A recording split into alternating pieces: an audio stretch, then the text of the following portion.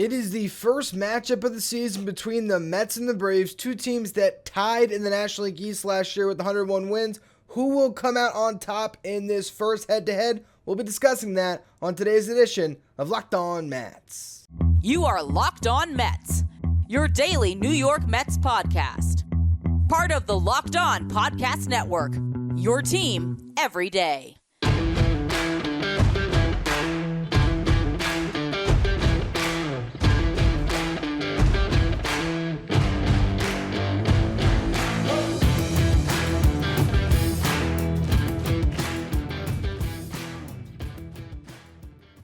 Hello to all you amazing Mets fans. You're watching Locked On Mets, part of the Locked On Podcast Network, your team every day.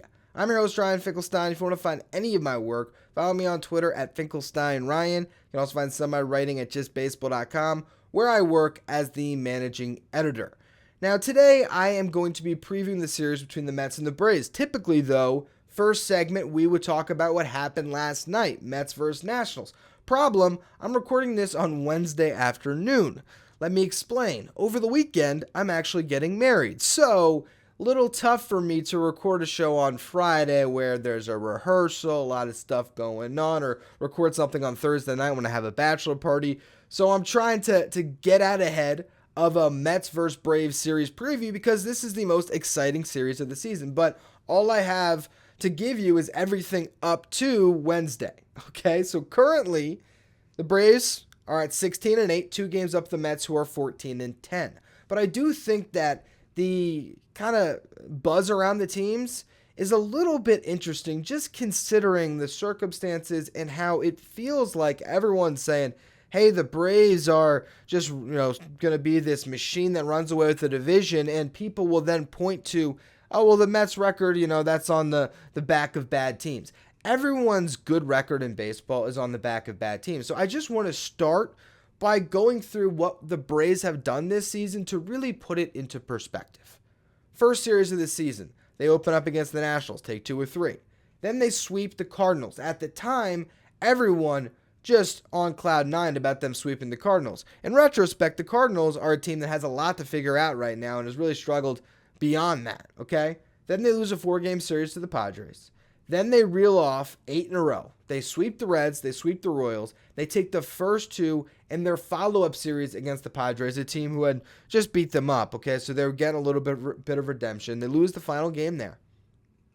Then they get swept by Houston. So the 2 teams that you could even call good teams they've faced this year, the Padres, they went, they won 3 and lost. Here we go with math again. People who listened to yesterday's show saw me struggle already with that. They won 3 and they lost 4, okay, in 7 games against the Padres. Got swept by Houston. Now, they're beating up on the Marlins. They won the first 2 games of their 4-game set. I'm not taking anything away from what the Braves have done and the fact that they're a great baseball team. But I do think it's interesting how people will point towards the Mets and who they played, and no one acknowledges that the Braves do the same thing.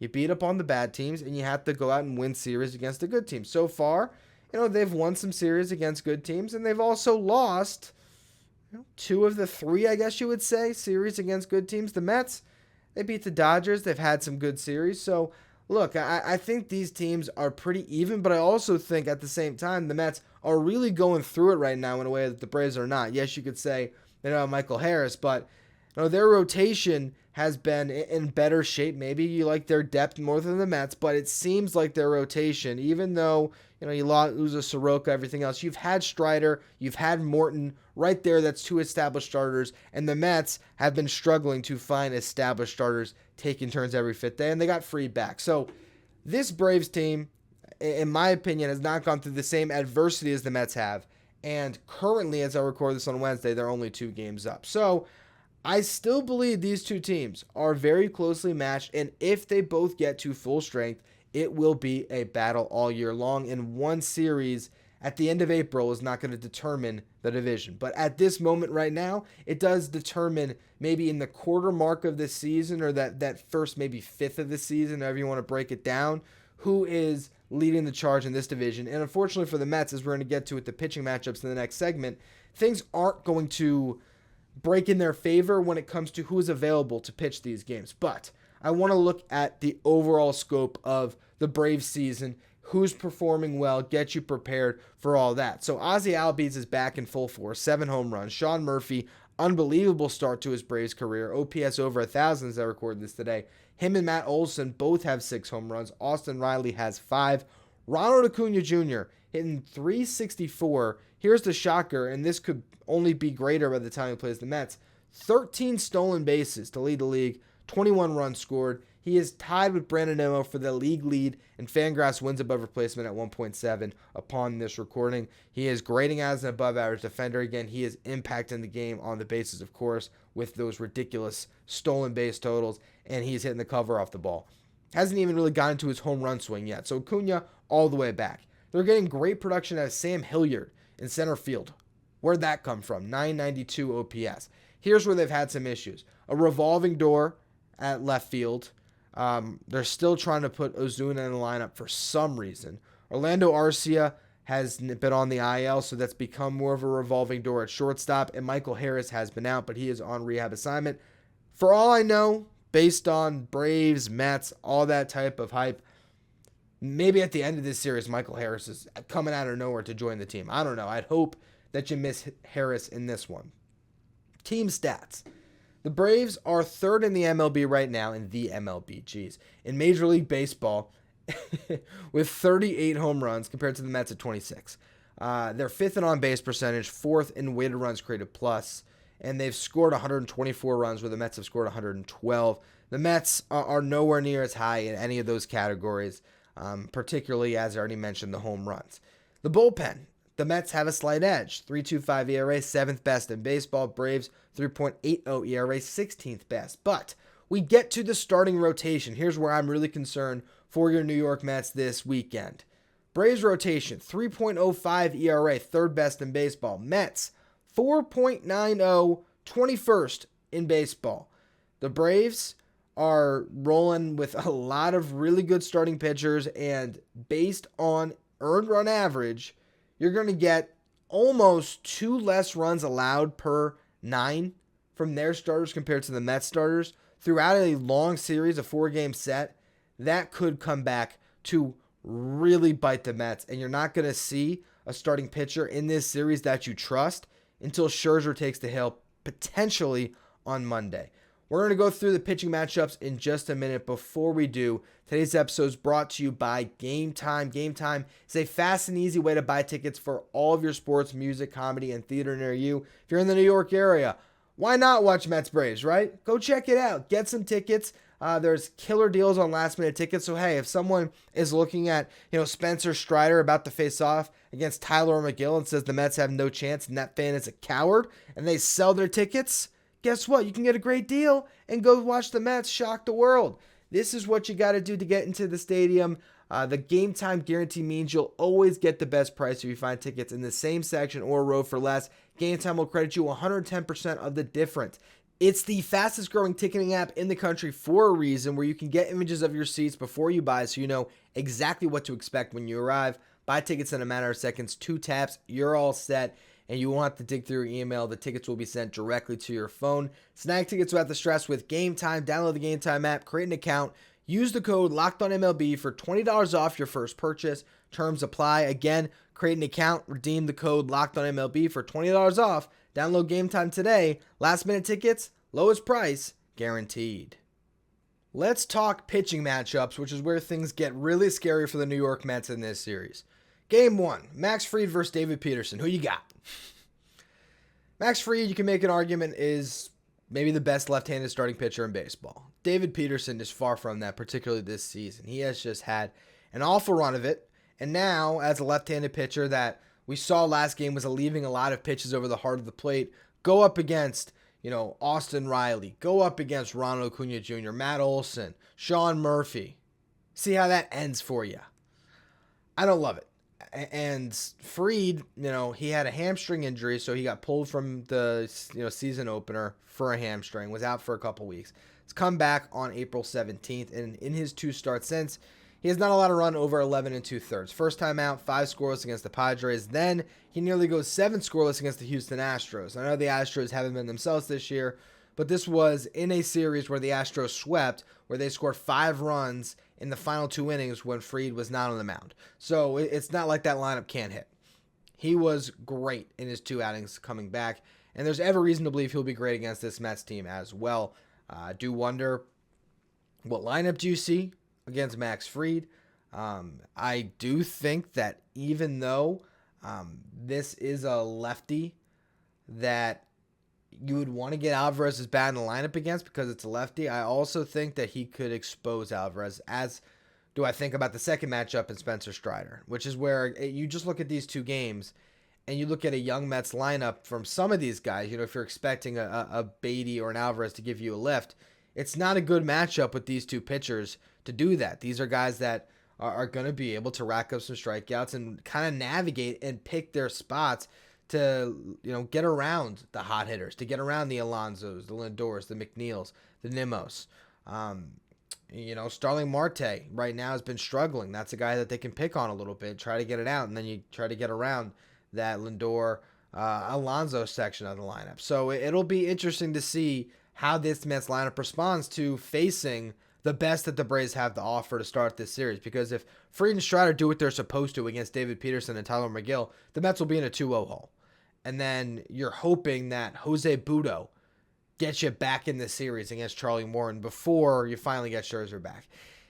I mean, you're talking about the series of the season, and you're rolling out David Peterson, Tyler McGill, and Jose Butto is what it's likely slated to be. That's a tough road to hoe.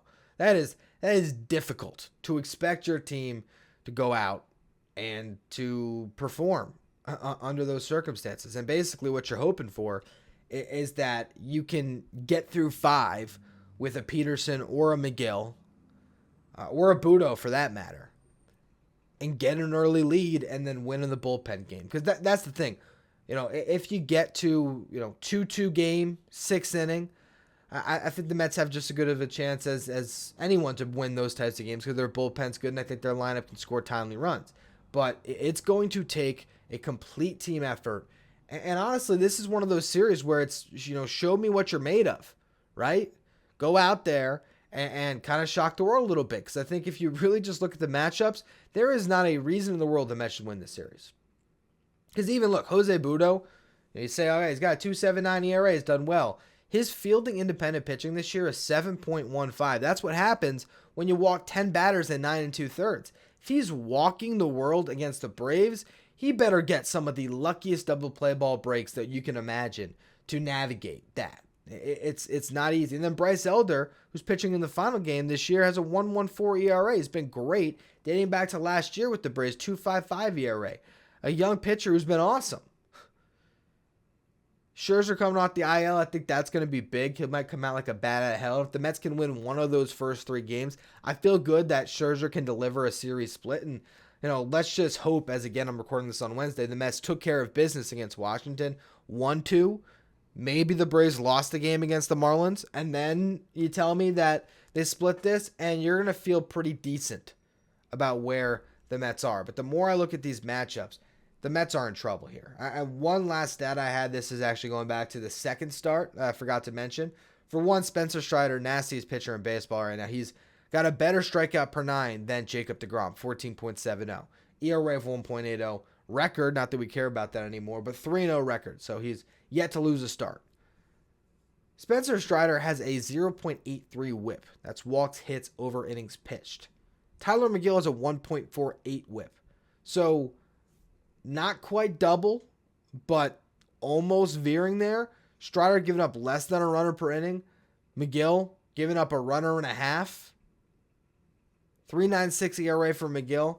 Man, these matchups are scary. They're scary. So we will see exactly how this breaks out. I'll tell you, I made a slight error in judgment scheduling my wedding for Braves Mets.